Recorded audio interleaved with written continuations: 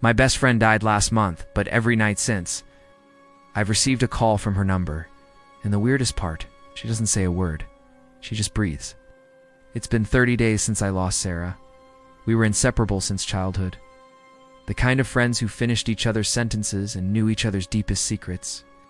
She was my rock, my confidant, the one person I could always count on. We had this tradition of calling each other every night before bed, no matter what.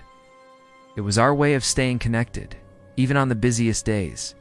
But then came that fateful Tuesday. I remember it like it was yesterday. The screeching tires, the shattering glass, the deafening silence that followed. Sarah was gone in an accident, taken from this world far too soon.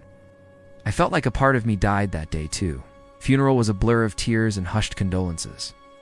I kept expecting to wake up from this nightmare, to hear Sarah's laugh again, to see her smile, but reality was cruel and unforgiving. As I placed a single white rose on her casket, I whispered a final goodbye, my heart breaking all over again. A week after we laid her to rest, something impossible happened. It was 2:17 a.m. when my phone lit up, piercing the darkness of my room. I fumbled for it, my eyes barely open, when I saw the caller ID. Sarah's name and picture stared back at me, as if mocking my grief. My hand trembled as I answered the call. "Hello?" I whispered, my voice cracking. But there was no response. Just the sound of soft, steady breathing on the other end. I called out Sarah's name, pleading for her to speak, but the breathing continued uninterrupted. After what felt like an eternity, the call ended abruptly, leaving me wide awake and shaking. I tried to rationalize it. Maybe it was a glitch, a cruel prank, or my grief-stricken mind playing tricks on me. But deep down, I knew something wasn't right. If someone you loved called after death, would you answer? The calls kept coming, night after night. Always at 2:17 a.m., I tried everything. Answering, ignoring, even blocking the number, but it made no difference. Calls always found their way through. Sarah's breath echoing in my ear like a ghostly reminder of what I'd lost. On the sixth night, something changed. As I pressed the phone to my ear, bracing myself for the familiar breathing, I heard something that made my blood run cold. Sarah's voice, barely above a whisper, said, "I'm not where you think I am." The line went dead before I could respond, leaving me with more questions than answers. I couldn't shake the feeling that Sarah was trying to tell me something. The next day, I found myself standing in front of her grave, the autumn leaves crunching beneath my feet. I approached the headstone, my heart skipped a beat. The soil looked disturbed, like someone had been digging recently.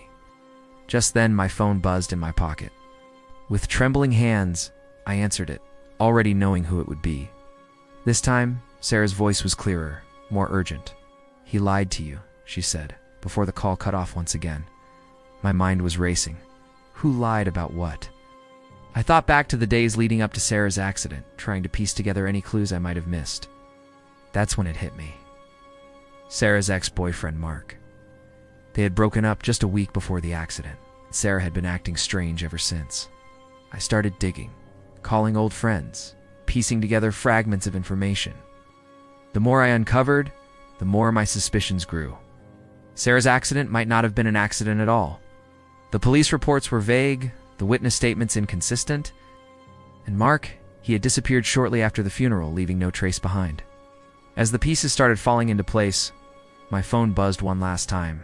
Sarah's final message chilled me to the bone. "He's next."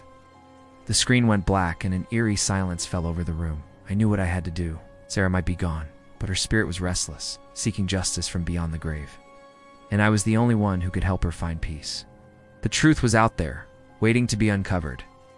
Sarah's skulls were just a haunting reminder of what I'd lost. They were a plea for help, a cry for justice.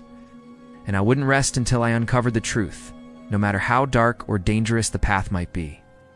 As I sit here now, preparing to dive deeper into this mystery, I couldn't help but wonder. What would you do if someone you loved reached out from beyond the grave?